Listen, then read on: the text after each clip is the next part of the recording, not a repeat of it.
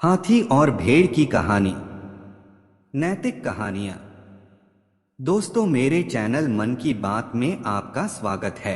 आज हम जीवन उपयोगी एक नैतिक कहानी के बारे में बताने जा रहा हूं, जिससे सुनकर आपको बहुत ही पसंद आएगा। एक जंगल में एक हाथी और एक भेड़ रहते थे।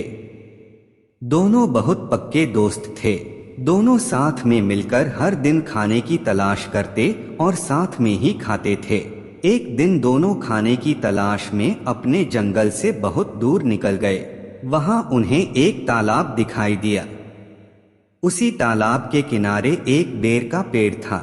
बेर का पेड़ देखकर हाथी और भेड़ बहुत खुश हुए। वह दोनों बेर के पेड़ के पास गए।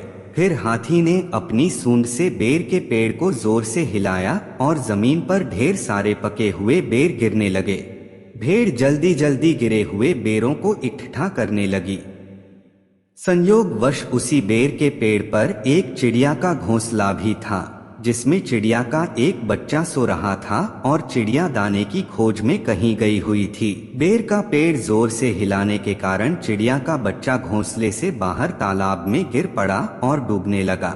चिड़िया के बच्चे को डूबता हुआ देखकर उसे बचाने के लिए भेड़ तालाब में कूद गई, लेकिन भेड़ को तैरना नहीं आता था। इस वजह से वह भी तालाब में डूबने लगी।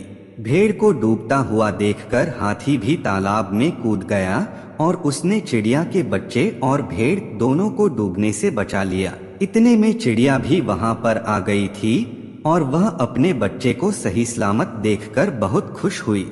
उसने हाथी और भेड़ को इसी तालाब और बेर के पेड़ के पास रहने के लिए कहा। तब से हाथी और भेड़ भी चिड़िया के साथ उस बेर के पेड़ के नीचे रहने लगे। कुछ ही दिनों में चिड़िया का बच्चा बड़ा हो गया। चिड़िया अपने बच्चे के साथ जंगल में घूमकर आती थी और हाथी और भेड़ को जंगल में किस पेड़ पर फल लगे हैं इसकी जानकारी देती थी। इस तरह हाथी, भेड़ और चिड़िया मजे में रहते और खाते पीते थे और उनका जीवन खुशहाल हो गया। कहानी से सीख: हमें किसी का बुरा नहीं करना चाहिए।